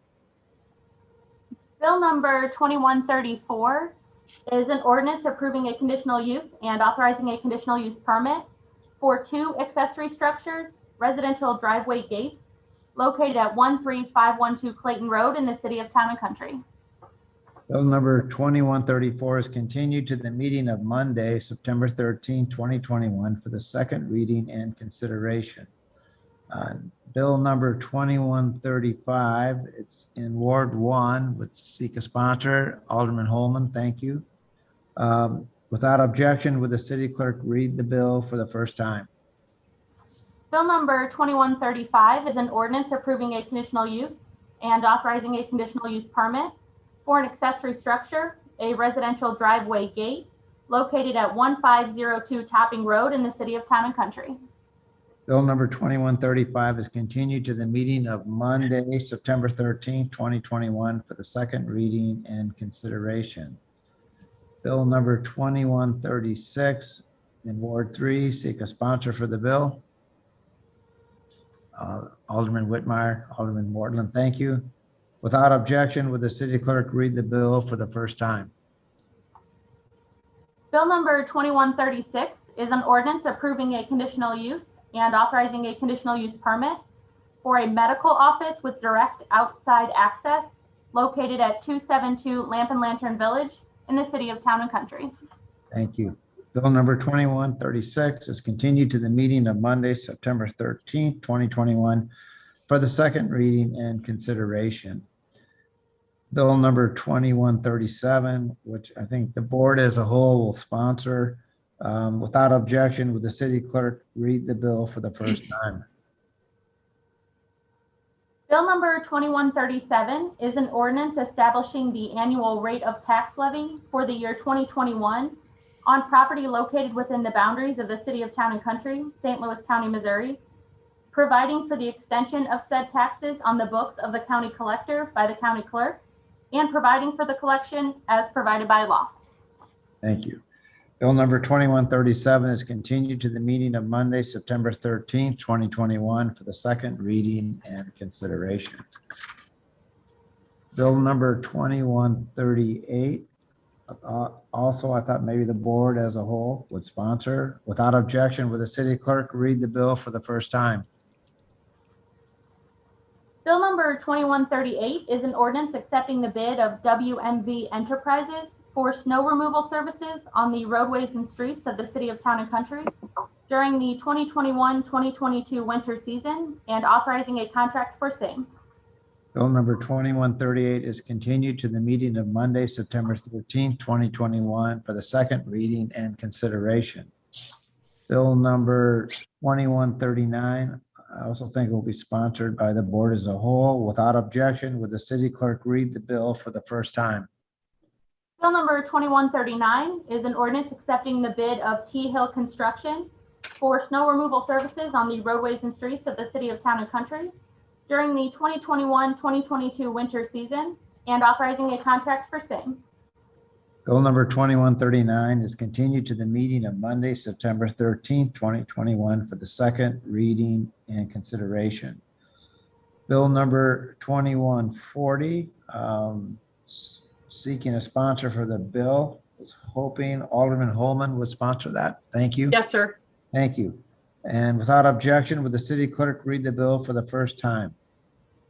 Bill number 2140 is an ordinance amending Title 4, Chapter 415, Flood, Stormwater, and Erosion Control Regulations of the Municipal Code of the City of Town and Country, specifically by the amendment of Section 415.185 regarding stormwater program ranking analysis.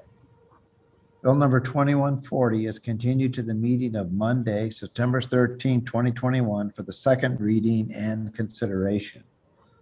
Bill number 2141, maybe the board as a whole, a sponsor. Without objection, would the city clerk read the bill for the first time? Bill number 2141 is an ordinance authorizing the Parks and Recreation Director to enter into an agreement with J&M Displays for a fireworks display at the City of Town and Country's 2021 Fall Festival event and approving a purchase order for same. Bill number 2141 is continued to the meeting of Monday, September 13, 2021 for the second reading and consideration. Bill number 2142, I seek a sponsor for the bill. Hopefully Alderman Holman, thank you. Yep. And without objection, would the city clerk read the bill for the first time? Before I do that, Alderman Hughes, did you want to be added to that? Please. Thank you. Thank you. Thank you. Bill number 2142 is an ordinance accepting the bid of Krupp Construction for construction of Topping Road resurfacing and pedestrian improvements project phase 1 and authorizing an agreement for same. Mayor, I have a request on this bill. Please. The Public Works Commission requests that the standard agenda rules be suspended for first and second reading, and we vote on this item tonight for public safety concerns. I would support that, and I would we need a second for that motion. Second. And I'd like to speak to the motion, Mayor. You may. So I do not support this motion. I think that this project, it's just an inappropriate time to rush something forward. There have been many concerns expressed about prior projects. This is a very large, complex project. It's been around for a long time. And just at the very end here, we're trying to shave 3 weeks. We've just been told by our consultants that we need to tighten some things down in terms of the way we do things. So I strongly do not support this motion. I appreciate your thoughts, but I disagree. Because I think for a couple things, this is a project that I think has been thoroughly vetted, is going to have thorough oversight.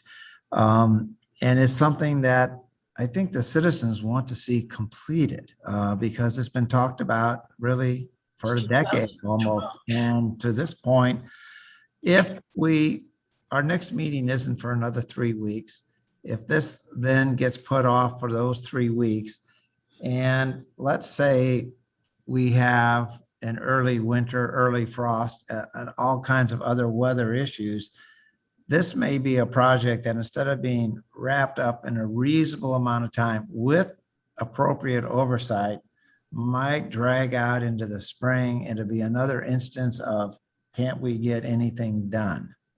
So I look at it that way. I appreciate your concerns. Mm-hmm.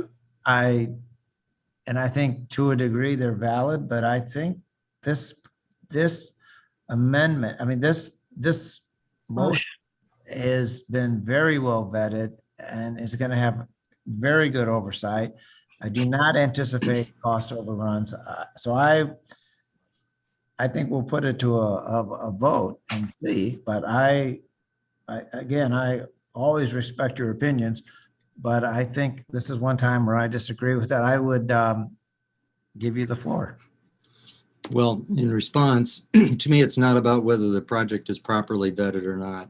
We have a law in place that asks us to wait 2 weeks between an ordinance presentation and an ordinance adoption. In this case, it's an extremely material amount of money, and we are short-circuiting that process by taking this approach tonight.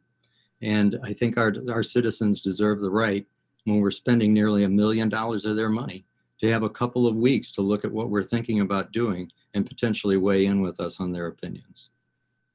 I would say that I think that there has been an awful lot of input from the citizens who are involved in this to this point already. And I look at it differently. I feel this has been vetted with the citizens. And I would be in support. Obviously, each person needs to vote as they see fit. But, and I would ask if Alderman Holman has any other thoughts or would want to share with us. They would just be counters to Alderman Whitmire, in all due respect, the closing statements, as you posed questions to the management partners group, one of the last things that they left us with is deliver projects faster. So that was one of the last statements, and hopefully, Ashley, you got that in the minutes, that he left us with.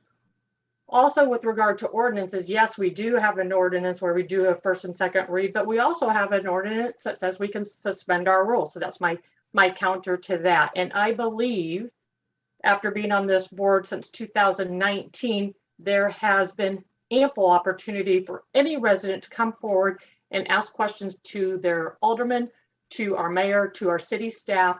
We have a link, we have a page dedicated to topping road improvement with a link to provide direct input to our city staff and Tim Randick's direct phone number. So I believe the community is aware of this. I believe that the community wants this done, and I don't want to jeopardize competing against Mother Nature. I think we're rounding the corner on third base. We're going to hit the home run. We're going to tag home base with this project if we allow those 21 days for construction. I don't think it's the right steps to wait those additional 21 days. What I've heard from the community is, when is this going to be done? Not resistance or take a step backwards. Honestly, that's what I've heard from the community too. Like, are you going to ever do this project, and how long is it going to take you? So, and again, going back to Tim's, Mr. Randick's report earlier, there's been an awful lot of vetting with this over a long period of time. So we're not always going to all agree on all these things, but that's the purpose of what we're doing. So I was going to do that, the motion by a voice vote, but I think maybe we ought to do it by a roll call to be more. And just again, to clarify, this is to suspend the agenda rules for 2142. Correct. Alderman Holman? Aye. Alderman Hughes? Aye. Alderman Allen? Aye. Alderman Perot? Aye. Alderman Whitmire? Nay. Alderman Mortland? Aye. Alderman Weasenham? Nay. And Alderman Even. Nay. It carries 5-3, but Mayor, if you could state for the record whether or not you consent now that it is carried. I consent to the suspension.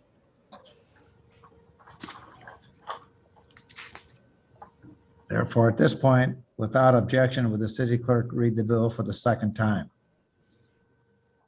Bill number 2142 is an ordinance accepting the bid of Krupp Construction for construction of Topping Road Resurfacing and Pedestrian Improvements Project Phase 1 and authorizing an agreement for same. I would seek a motion to approve in a second. So moved. By Alderman Holman. Second. By Allen. Any other further discussion or amendment? Then Alderman Whitmire, please. So by the way, I do take our conversations as conversations, right? I argue a point, and if I lose, so be it. We move on. But in terms of this matter, I do not think we're ready to vote on this matter. The packet that was provided to us does not include key information about this project. I don't know where this project physically begins and ends. I do not know what is actually going to happen in the project. Are we removing the entire road surface? Are we just taking the surface off, and are we making the road wider? I do not know how we're going to manage traffic in that process so we can manage the expectations of our citizens. I do not know the specific requirements that are going to be asked of the project manager in terms of the deliverables that they're going to be expected to produce as a result of this work. I don't understand, I don't understand at this point, for a project of this magnitude, why we don't already have a Gantt chart in place that tells us what's going to occur when and how those things are interrelated. I don't understand what phase 2 is all about and how much that costs. And if we have to do that, if we do phase 1, and I could go on and on and on and on.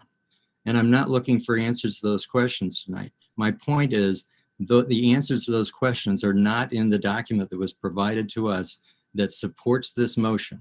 And as a result, I have nothing to tie things to. Some people could point me back to the website. We could have a conversation here around questions and so forth. I just think those things need to be written down. It needs to be just really laid out so that we know exactly what we're doing before we cross that line. And I think it's in the minds of our folks. I just don't think it's written down. If I could ask Mr. Randick to not specifically answer each one of those questions, but if you could give us your just sense of overview of the project and where you feel it is and whether you feel it is ready to move forward. I'd appreciate that.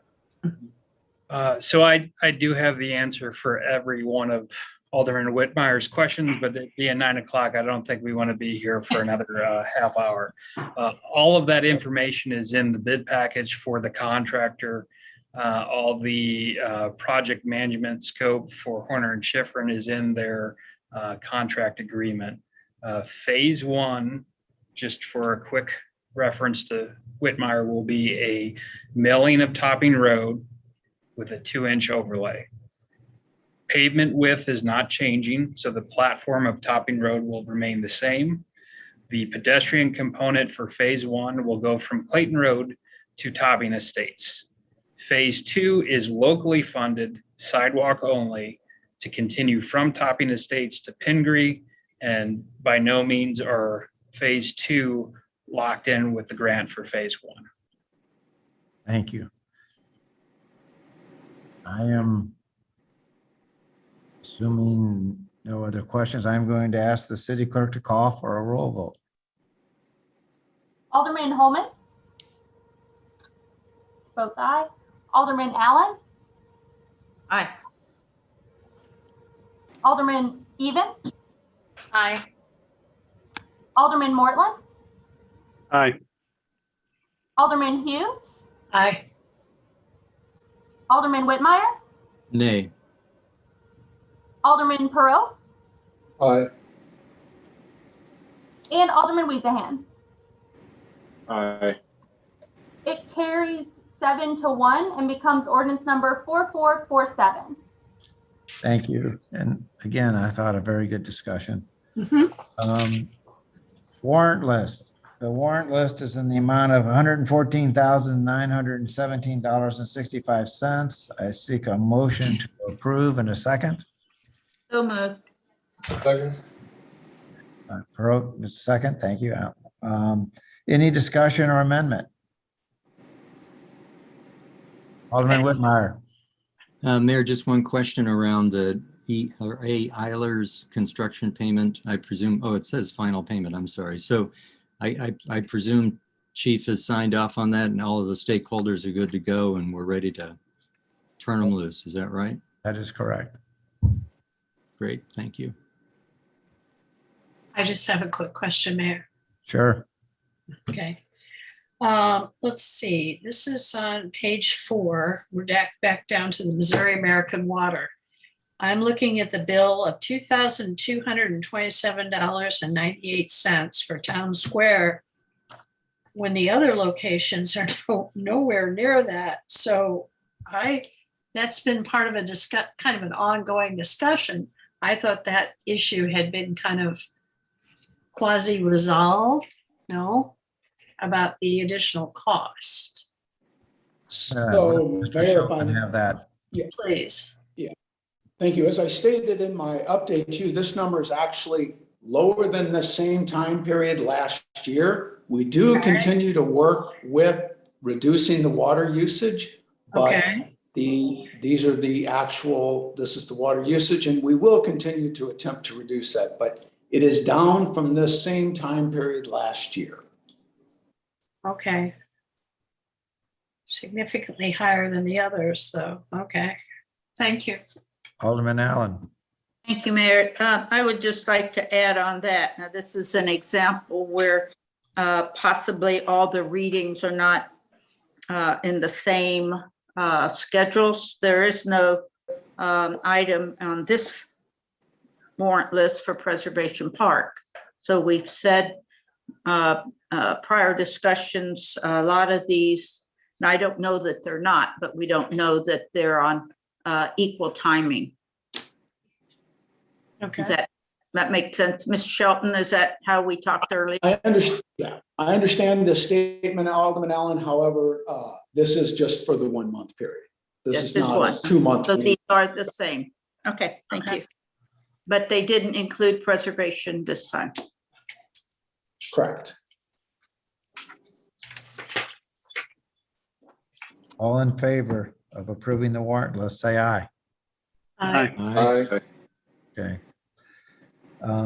Does anyone have anything else they want to bring up for the betterment of the group? If not, I seek a motion to adjourn in a second. So moved. Second. And all in favor? Aye. Aye. Have a great evening.